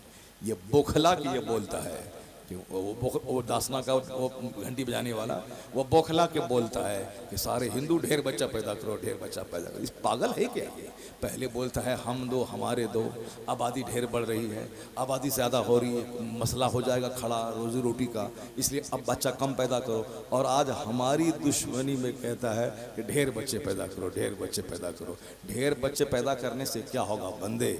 सारी दुनिया का खुदा है जो अपने महबूब का नाम इतना ऊंचा किया है कि कोई दुनिया का हादसा मुस्तफ़ा के नाम को घटा नहीं पाएगा। एक नाम ये मोहम्मद है जो बढ़कर घटा नहीं, वरना हर एक उरूज में पिन्हा ज़वाल है, हर उरूज में पिन्हा ज़वाल है, मगर एक नाम ये मोहम्मद है जिसको कोई सवाल ही नहीं है। अभी अगर दुनिया 10,000 साल और बाकी रहेगी तो 10,000 साल में मुस्तफ़ा का कलमा पढ़ने वाला अभी 200 करोड़ है। अगर दुनिया 10,000 साल 2,000 साल और आगे बढ़ी, यह 200 करोड़ की तादाद 1,000 करोड़ में बदल जाएगी। और मुझे यकीन कामिल हासिल है चूँकि अल्लाह ने महबूब का जिक्र इतना बुलंद किया है कि बाद अज खुदा बुजुर्ग तो ही किस्सा मुख्तसर। अल्लाह के बाद अगर कोई सबसे बड़ा है मुस्तफ़ा की ज़ात गिरामी। सरकार गौसे आज़म की कहानी बहुत सुने होंगे आप। गौसे आज़म 12 साल की डूबी कश्ती निकाल दिया, गौसे आज़म ने मरी हुई मुर्गी को जिंदा कर दिया। ये करामत ही हम लोग सुनते रहते हैं। गौसे आज़म की ज़िंदगी से नूर मिलता है, गौसे आज़म की ज़िंदगी से हौसला मिलता है। गौसे आज़म की ज़िंदगी से हौसला कैसे मिलता है? हुजूर की ज़िंदगी की एक चैप्टर जो मैं बयान करना चाह रहा था, बातें इधर चली गई, तो अब एक चैप्टर में बयान करता हूँ। आज हमारे घर में कोई बच्चा मर जाता है, जरा गौर कीजिए, समाज का हाल देखिए, कहाँ हम हैं। सिर्फ नाम जबान से है, बाकी प्रैक्टिकल में सब फेल है। कोई क्रिकेटर को लेके बैठा है, कोई फिल्म के एक्टर को लेके बैठा है, कोई नेता को लेके बैठा है, कोई किसी को लेके बैठा है, यानी अपना रहनुमा के तौर पर कि किसके लिबास का जो रंग है उस रंग को हम पहने। लड़का लड़की के रंग को लेके चल रहा है, लड़की बाल कटा के लड़का बनना चाह रही है, लड़का बाल लंबा बढ़ा के रबड़ लगा के लड़की बनना चाह रहा है। सारा काम उल्टा पुल्टा दुनिया में हो रहा है। तो जो उल्टा पुल्टा करता हो ये हमारे लिए मॉडल बन पाएगा क्या? ये हमारे लिए मॉडल बन पाएगा? जो नाच के 2 रुपया कमाता है फिल्म में, वो हमारा मॉडल बन पाएगा क्या? हम उसके बाल रखने में नकल करें, कपड़ा पहनने में नकल करें। हमारा बच्चा अगर उनकी तरह बाल रख रहा है, अगर हाथ में धागा पहन रहा है, अगर वो पाँव में कड़ा पहन रहा है, तो ऐसा नहीं है कि ये हमारा बच्चा जान नहीं रहा उनको। वो तो नाच के 2 पैसा कमाता है। वो तुम्हारे लिए कैसे मॉडल बनेगा कि उनका हेयर स्टाइल तुम अपना लो, उनका लिबास का स्टाइल तुम अपना लो? नहीं नहीं, मोहम्मदी हो, मोहम्मदी बन जा। मुस्तफ़ा का लिबास, मुस्तफ़ा का पसंदीदा कलर, मुस्तफ़ा का हेयर स्टाइल। अकाली सलाम जो बाल रखते थे जुल्फ, वह जुल्फ का कोई जवाब नहीं है। सरकार का जुल्फ जब बढ़ जाता कांधे तक हो जाता, कान की लौ तक रहता, पूरे सर में बराबर बाल रखते थे। आज भी जिनके सर में बराबर बाल रहता है और वो बाल आधा कांधा तक रहे, इतना हसीन वो लगता है कि कोई जवाब उसका नहीं है। या ये जोकर की तरफ बाल चारों तरफ मूंड लिया, अब बीच में थोड़ा बाल बढ़ा लिया, या देखने में भी बड़ा अजीब सा लगता है। लोग रख लेते हैं अलग बात है, मगर देखने में अजीब लगता है, जोकर की तरह लगता है। लेकिन अगर पूरे सर में बराबर बाल है और जुल्फ है यहाँ तक, वो जुल्फ देखने में कितना खूबसूरत लगता है। चाहे कपड़े का 1000 कलर दुनिया में हो जाए, लेकिन व्हाइट का कोई जवाब नहीं है दुनिया में। न व्हाइट कलर का पेंट का जवाब है, न व्हाइट कलर के कार की जवाब है। भले ही आज ब्लैक कलर चला हुआ है, मगर थोड़ी सी धूल जमी तो कार की जैसी की तैसी हो जाती है। चाहे वो फॉर्च्यूनर रहे, चाहे वो साहब इनोवा क्रिस्टा रहे, चाहे वो साहब महिंद्रा कंपनी की स्कॉर्पियो एन क्यों न रहे, कोई भी गाड़ी है, ब्लैक कलर की गाड़ी थोड़ी सी धूल चढ़ी वो बदसूरत होगी। मगर व्हाइट चाहे 50 दिन उस पर धूल जम जाए, मगर उसके बावजूद भी उसका व्हाइट कलर की वजह से वो गाड़ी चमकती रहती है। व्हाइट का कपड़ा, व्हाइट कलर, क्योंकि व्हाइट मुस्तफा का पसंदीदा रंग है। सुभान अल्लाह। यही वजह है कि आज उस रंग को अमेरिका का प्रेसिडेंट पसंद करता है, वो रंग फिल्म का हीरो पसंद करता है, वो रंग एक बड़ा लीडर पसंद करता है, वो रंग सबकी पसंद है। वो जो उस रंग में हुस्न है, उस रंग में सादगी है, क्योंकि वो मुस्तफा की पसंद है। मेडिकल पॉइंट ऑफ व्यू से कहते हैं कि जो लौकी कद्दू है। इसमें ये इस कदर डाइजेस्टिव है कि चाहे जिसके 1000 कैस्टिक हो मगर वो बिल्कुल जूद हजम है, जल्दी हजम हो जाने वाली वो चीज है। क्यों? वो गोश्त में डालें तो गोश्त लाजवाब, कद्दू को जिस मछली में डालें, गोश्त में डालें, साग में डालें, आलू में डालें, दाल में डालें, जिसमें डालें जवाब नहीं उसका, सब कुछ लाजवाब है। क्यों? इसलिए कि वो लाजवाब मुस्तफा की पसंद है, वो लाजवाब मुस्तफा की पसंद है वो। अब मेरे पास वक्त रहता तो मैं बताता दुनिया का सबसे पहला खरबपति उसने मुस्तफा की हदीस के ताल्लुक से क्या कहा, चूंकि उसमें जाऊंगा तो 1 घंटा उसके लिए चाहिए अलग से, तो फिर दूसरे मौके से मैं बताऊंगा।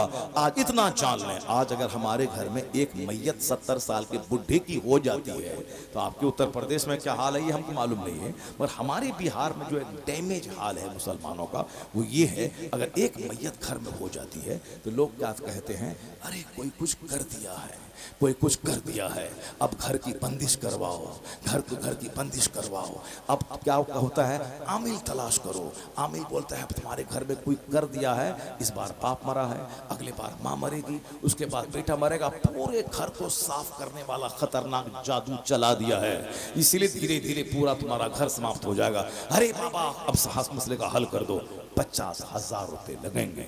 अब औरत बेचारी बोलती है कि घर बेच के मगर दीजिए वरना सब मर जाएगा, तो क्या करेंगे आप? औरतों की भीड़ मजार पे, औरतों की भीड़ मंदिर में, औरतों की भीड़ आमिल के पास, औरतों की भीड़ साहब मजार पे। इस औरतें कमजोर होती है, इसे मर्दों की भीड़ नहीं होती है आमिल के पास। बता दीजिए हमको, जो भी दुआ ताबीज करने वाला है, मर्द रहता है 10, औरत रहती है 90। मंदिरों में मर्द रहता है 10, 90% औरत रहती है, क्योंकि औरतों को माल चाहिए, बेटा चाहिए, बेटी चाहिए, शौहर की लंबी उम्र चाहिए, दुकान चाहिए, मकान चाहिए, सब चाहिए, इसलिए दौड़ के वो पंडित जी के पास दौड़ के बंद हुआ। अब हिंदू औरतें अक्सर मुसलमानों के पास आती हैं। हमारा एक मस्जिद का एक इमाम साहब है, वो बेचारा उसकी आमदनी ही हिंदू औरतों से दुआ ताबीज करना है। वह 1-2 मुसलमान औरतें आती होंगी, बाकी 95% सब हिंदू औरतें आती हैं। वो हिंदू औरतें बोलती, अब जब वो झाड़ के पास जा सकती है, यहाँ तो मौलाना के पास आ रही है दुआ ताबीज लेने के लिए, उनकी भीड़ है दरख्त के पास, धागा तागा ये वो, उसके यहाँ हर तरह के वो सारा पूजा उसके यहाँ क्या है दुनिया के लिए, ये लक्ष्मी पूजा, दौलत की पूजा, विद्या की पूजा, करवा चौथ, ये शौहर की पूजा, औलाद की पूजा, यानी उसको सिर्फ शौहर चाहिए, बेटा चाहिए, बेटी चाहिए, माल चाहिए, दौलत चाहिए, उसको लंबी उम्र चाहिए, इसीलिए सारा पूजा अलग अलग नाम का है। मुसलमानों का कुछ नहीं, नमाज, रोजा, हज, ज़कात, सबका एक मतलब है, मुझको जन्नत चाहिए, सुभान अल्लाह, मुझको आखिरत चाहिए। यही वजह है कि हमारा आदमी नमाज पढ़ता है तो पढ़ता रहता है, रोज हज फर्ज है तो फर्ज अदा कर रहा है। वहाँ क्या है कि माल मिला तो ठीक है, नहीं मिला तो मूर्ति को उठा के बाहर फेंक दिया उसको। हम तुमको बोलते हैं 10 दिन से कि मेरा बेटा को बुखार है, ठीक कर दो, नहीं ठीक किया, लिया उठा के फेंक दिया तो अब उसको अपने मन से जिसको चाहा खुदा बना लिया, जिसको चाहा उठा के फेंक दिया। हमारे यहाँ चूंकि सारी इबादतों से मतलब मकसद है जन्नत और आखिरत, इसलिए मस्जिद आबाद, मदरसा आबाद, खानका आबाद, जलसा आबाद, काबा आबाद, 24 घंटे तवाफ चलता रहता है, क्योंकि मकसद दुनिया दौलत नहीं, मकसद जन्नत पाना है, और वह क़यामत कायम होने के बाद है, इसीलिए आबाद। और वहाँ चूंकि औरतों की भीड़ है, औरतों का दिल कमजोर होता है, उसी का देखा देखी हमाम बाबा के पास औरतों की भीड़ है, नहीं हमारा पूरा घर उजड़ जाएगा। अब इतना सर के बाल नोचती है कि जाना होगा बाबा के पास, अब 50,000 उसको तो वो घर क्या की बंदिश क्या करेगा, वो बोलता है कि हाँ चलो ठीक हो गया, आप कोई नहीं मरेगा। ये बताइए कोई बात भी नहीं मरेगा, दुनिया में हर पैदा होने वाले को मर जाना है, और ये बोलता है कि अब कोई नहीं मरेगा। किस कदर झूठ का पैसा कमाता है, सुनिए गौर से, ये सारी बातें शैतानी वसवसा है। हर चीज की बातें तकदीर में दर्ज है। आया है हदीस में कि दुनिया पैदा होने से 50,000 साल पहले मखलूक की तकदीर को अल्लाह ने लिख दिया।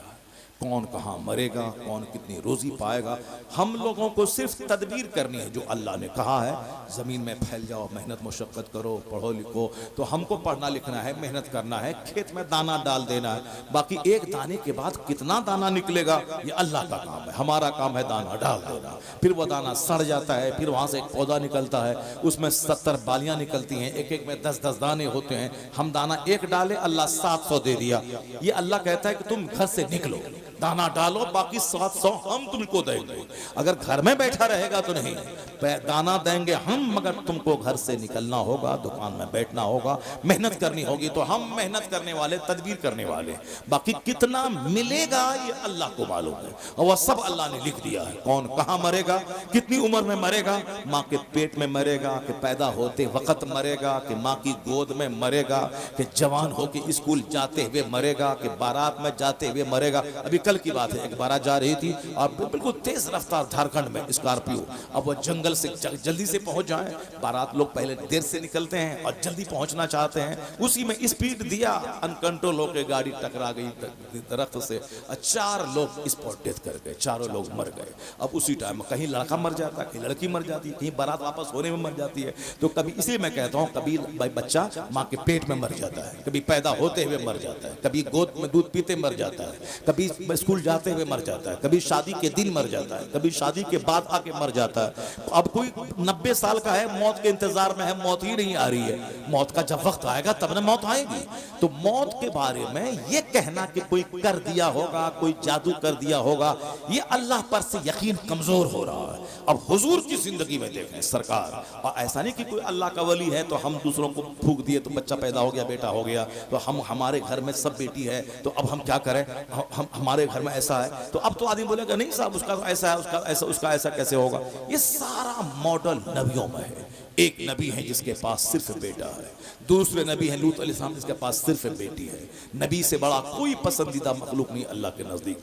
नबी जो होता है वो सबसे ज्यादा मोहतरम अल्लाह के नजदीक नबी होते हैं, और नबी मुझसे वो दावत होते हैं, जो दुआ करे सब दुआ कबूल होती है। मगर चूंकि नबी लोगों के लिए मॉडल होते हैं, तो एक नबी है जिसके पास सिर्फ बेटा, इब्राहिम अलैहिस्सलाम, उनके पास सिर्फ बेटा, इस्माइल अलैहिस्सलाम, इसहाक अलैहिस्सलाम सिर्फ बेटा है, लूत अलैहिस्सलाम सिर्फ बेटी है, आपके पास बेटा नहीं है। जनाब ईसा अलैहिस्सलाम के पास कोई औलाद नहीं है, आपने शादी ही नहीं की। और हमारे पैगंबर के पास 4 बेटियां और 3 बेटे आपको हो गए। 4 बेटियां, बेटा बेटी दोनों मेरे मुस्तफा को हैं। और उस पहले पैगंबर किसी के पास सिर्फ बेटी, किसी के पास सिर्फ बेटा, और किसी पैगंबर के पास कोई औलाद नहीं।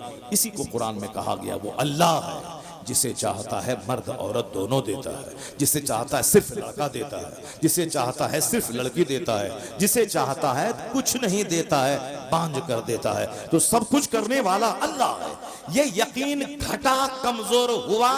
अब बुढ़ा भी मरता है तो घर की बंदिश का ख्याल आता है, किसी के जादू टोना करने का ख्याल आता है। अल्लाह पर यकीन कमजोर हुआ, खरबों का मालिक चेहरा काला रहेगा। अब देख मुस्तफा से बड़ा कौन है। मुस्तफा का अपना बेटा हुजूर की गोद में इंतकाल कर गया। सरकार दो जहां की आंख आंसू बहा रही है, मगर हुजूर ने क्या कहा, ए इब्राहिम, आपके बेटे का इब्राहिम था, जबकि हुजूर बहुत प्यार करते थे उससे, घंटों गोद में लेके रखते थे, उसे प्यार करते, पेशानी चूमते। और जो औरत दूध पिलाती थी उनके घर में जाते थे, उनका घर में लोहे का कारोबार होता था। सरकार नफीस तबीयत के मालिक थे, मगर उसी धुएं में बहुत देर तक बैठकर अपने बेटे से प्यार करते थे और फिर वहां से अब आ जाते थे। इतनी मोहब्बत थी। मगर इंतकाल हो गए। इंतकाल के बाद हुजूर ने नहीं कहा कि फूंक मारा ताकि जिंदा हो जाए दोबारा, नहीं नहीं, बल्कि मुस्तफा क्या कहते, ए इब्राहिम, मैं तेरी जुदाई से मगमूम हूं, मैं मगमूम हूं, मैं गम है और आंख आंसू बहा रही है। वह तब की आईनी, मेरी आंख आंसू बहा रही है, मैं तेरी जुदाई से मगमूम हूं, मगर मैं ऐसा कुछ नहीं कहूंगा जिससे मेरा खुदा नाराज हो जाए। मेरा दिल अल्लाह के फैसले पर मुतमईन है। आंख आंसू बहा रही है, आंख आंसू बहाए, कोई गुनाह नहीं है, और मेरा दिल मगमूम है, मगर जबान से ऐसा कुछ नहीं कहूंगा जिससे मेरा खुदा नाराज हो जाए। अल्लाह का जो फैसला है मैं उस पर राजी हूं। जब मुस्तफ़ा जाने रहमत, जो मुर्दों को जिंदा करने वाले, उनका अपना बेटा जब इंतकाल कर गया, और तो फिर हमारा बेटा अगर मर जाए, हमारे बाप अगर मर जाए, तो फिर 10 दरवाजे पे जाके दुआ तावीज़ करवाना, रोना पीटना, सर के बाल निचोड़ नोचना, गरीबान फाड़ना, फिर 10 दिन के बाद इत्मीनान होकर के लगा जैसे कोई माँ ही नहीं मरी, कोई बेटा ही नहीं मरा। ये सब्र नहीं है। काफिरों को भी सब्र हो जाता है 10 दिन के बाद। इन्नमा सब्र इंद सदमतिल ऊला, सब्र है जब मुसीबत का पहला झटका आता है। The true patience only when the calamities first strike, यानी जब मुसीबतें, कैलेमिटी, सफरिंग्स, डिफिकल्टीज जब हमला करती है तो ट्रू पेशेंस, सच्चा सब्र है कि उसके पहले झटके के वक्त में सब्र किया जाए। वरना रोने पीटने के बाद तो सबको सब्र हो जाता है, बाद में पहले अल्लाह को गाली बक दिया, ऐसा नहीं करना चाहिए, और फिर बाद में कान पकड़ के तौबा करके सब्र हो जाता है। तो ये नहीं है कि मुसीबत दे के कुफ्र भाग जाए। मुस्तफ़ा से जितनी मोहब्बत पुख्ता होगी तो हुजूर की ज़िंदगी से नूर हासिल होगा कि जब नबी का अपना बेटा इंतकाल किया और हुजूर फैसले पे मुतमईन रहे, कुछ नहीं कहा, तो हमारे घर में भी कोई मैयत होती हो तो हमें तकदीर पर राजी रहना चाहिए। और ये मुस्तफ़ा से नूर सबसे ज़्यादा हासिल किया कौन? सरकार गौसे आज़म रज़ी अल्लाह ताला। हम लोगों ने तो गौसे पाक की कहानी को मालिदा, तोशा, लंगर, ये सब कहानी बना दिया। गौसे पाक की कहानी को लंगर, तोशा, मालिदा, फातिहा, ये सब कहानी बना दी। फातिहा अच्छी चीज़ है, मगर वो लंगर, तोशा, लोहबान, अगरबत्ती कितने बड़े हैं हमारे रहबर और रहनुमा, जिसने दीन को जिंदगी दे दी, जिन्होंने अपनी ख्वाहिशात को मार दिया। 40 साल तक इशा की वजू से फजर की नमाज अदा की। वो हमारे गौसे आजम, आलिम, फाजिल, मुफ्ती, कारी सब बने। 25 साल दरियाओं में दरख्त के पत्तों को खाकर आपने अल्लाह की इबादत की। ये सारी बातें छोड़ करके वो कश्ती डूबी, ये वो लेके बैठे, करामत लेके बैठे। उनका कैरेक्टर, उनकी इस्तिकामत, उनका नूर नहीं लिया। अब जरा इसी ताल्लुक से सुनिए, गौसे आजम तकरीर कर रहे हैं। 70,000 का मजमा होता था, 400 मौलाना तकरीर नोट करने के लिए महफिल में होते थे। 400 मौलाना दवात कलम लेकर तकरीर को नोट करने वाले रहते थे। 70,000 का मजमा होता था, कई डेड बॉडी मजलिस से निकलती थी। गौसे आजम तकरीर कर रहे हैं, एक शख्स आके बोला, हुजूर आपके बेटे का इंतकाल हो गया है। आपने कहा इन्ना लिल्लाहि व इन्ना इलैहि राजिऊन। तकरीर चालू है। ये बताइए हमारे जैसा आदमी कर पाएगा ऐसा? कोई कर पाएगा? नहीं नहीं। यहाँ मरने की खबर मिलेगी तो आदमी तो खुद ही मर जाता है, जो आदमी बहुत कमज़ोर किस्म का आदमी, बेटे की मौत की खबर सुनने के बाद। गौसे आजम तकरीर चालू है कि फिर थोड़ी देर के बाद किसी ने आके बोला, हुजूर जनाजा तैयार है। आप मेंबर से नीचे उतरे, नमाज पढ़ा दी। किसी दिन कहा, हुजूर बच्चे के मरने के बाद तो माँ बाप का सीना गम से चूर हो जाता है और आप पर कोई असर मौत का आपके बेटे का नहीं हुआ। गौसे आजम ने 4 शादी की थी, 49 औलाद, 49 औलाद। हम लोग एक बीवी में मार था, तलाक, तकरार, साहब छोड़ा छोड़ी, पंचायती सब एक बीवी में। और यहाँ 4 शादी की, कोई लड़ाई नहीं। 2 बेटे में कॉप्टी, ऑपरेशन, एबॉर्शन, दवाई, इंजेक्शन, ताकि हमल ना ठहरे। जब हमल ठहरने का इतना डर है तो ये भी तो कर ले कि हम 5 महीने तक बीवी के पास नहीं जाएंगे। इस पर कंट्रोल नहीं। कॉप्टी, इंजेक्शन, एबॉर्शन, मेडिसिन। जब औलाद से डर है तो फिर सोबत क्यों करता है? सोबत मत करो, एक साथ रहो, सोबत मत करो। इससे सोबत भी करता है और औलाद से भी डर है, जबकि यकीन कमजोर हुआ इसीलिए से। अब कॉप्टी, इंजेक्शन, ये गौसे आजम को 49 औलाद, मगर कभी चेहरा आपका हल्का नहीं हुआ कि बच्चों को कहाँ से खिलाएंगे, क्योंकि आपको मालूम था वमन यतवक्कल अलल्लाह फहुव हस्बुह, जो अल्लाह पे भरोसा करता है अल्लाह उसके लिए काफी हो जाता है।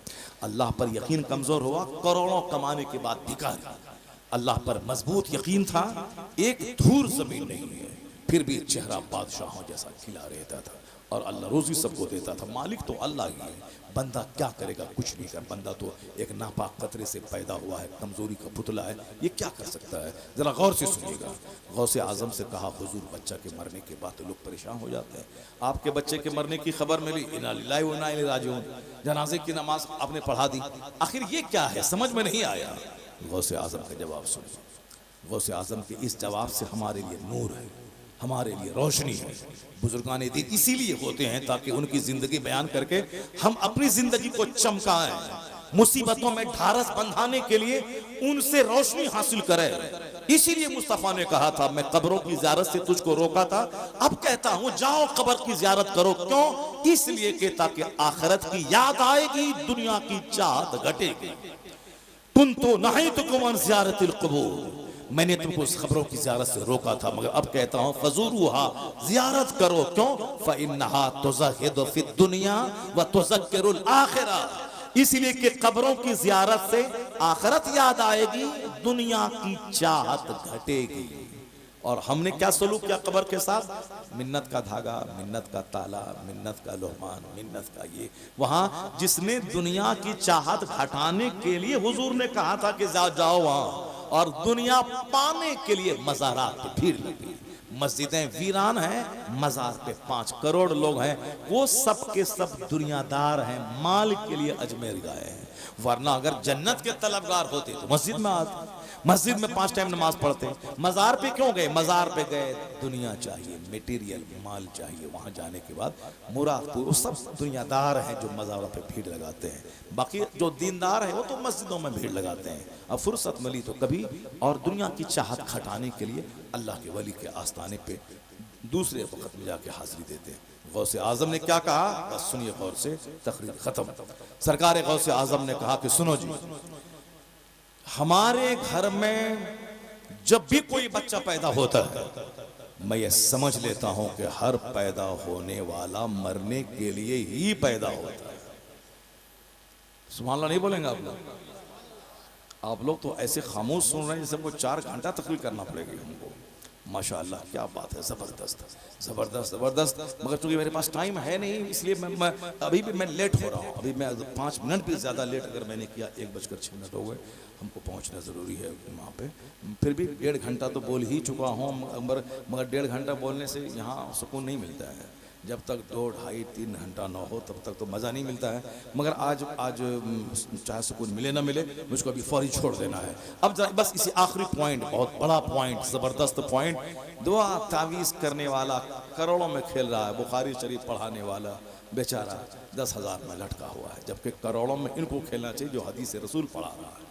मगर चूंकि यहाँ दुआ तावीज़ नहीं है, इसलिए अब वहाँ जाहिल जो तावीज़ लिखना भी नहीं जानता है, साहब कार पे चल रहा है, तो कौन बुखारी शरीफ पढ़ेगा? 8 घंटे दिमाग चलाएगा। चलो तावीज़ लिखने के लिए सीखो, ट्रेनिंग करो, और जगह बजगह दुकान खोलो, और झूठ का कारोबार करो। जादू है, काला जादू है, कुछ नहीं है। जब तक झूठ नहीं बोलेगा पैसा नहीं मिलेगा। इसलिए झूठ बोलो, पैसा कमाओ, मरने के बाद जहन्नम जाओ, औरतों से बेवकूफ़ बनाओ। जरा गौर से सुनिए, गौसे आजम के पास क्या हुआ? बेटा मर गया, इन्ना लिल्लाह। फिर जनाजा हाजिर है, गए नमाज पढ़ा दिया। पूछा मुरीद ने, हुजूर ये क्या है? कहा, आज उनके मरने की खबर सुनने के बाद क्या मैं गमगीन हो जाऊं?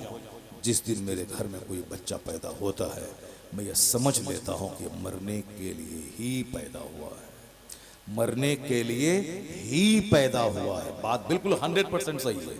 हर पैदा होने वाला मरने के लिए ही पैदा हुआ है। तो जब जिस दिन पैदा हुआ उसी दिन मैंने उसको मुर्दा समझ लिया है, तो आज मरने की खबर सुनने के बाद क्या मैं गमगीन हो जाऊं?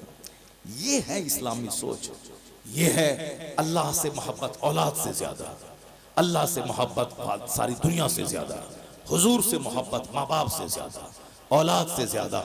ये है प्रैक्टिकल, औलाद से ज्यादा मुस्तफ़ा के पैगाम से मोहब्बत, हुजूर की तालीम से मोहब्बत, अपने दीन से मोहब्बत। ये क्या है? मतलब के लिए ढोंग रचा लिया, जुब्बा पगड़ी, मतलब के लिए ईद के दिन साहब लंबा कुर्ता पैजामा ईदगाह, बाकी सारा कारोबार फिल्मी, सारा कारोबार काफिरों जैसा। बर्थडे पार्टी, शादी ब्याह, वलीमा, खतना, अकीका, घर बनाना, गाड़ी खरीदना, सब काफिरों जैसा। जन्नत आखिरत कभी याद नहीं करना है। लंगरे गौसिया है तो खाने के लिए भीड़ लगती है। गौस पाक की मोहब्बत में कौन जाता है? जो गौसे पाक की मोहब्बत करेगा वो 11वीं के दिन बिरयानी लेके नहीं बैठेगा, अगर लेके बैठा भी तो यही बोलेगा, मेरा गौस 40 सिक्के सोने के डकैतों को दे दिया मगर ज़बान पे झूठ नहीं लाया। इसलिए अब मैं भी कादरी, करोड़ों का पैसा अगर झूठ से मिल रहा हो, मैं उस पे थूक दूंगा।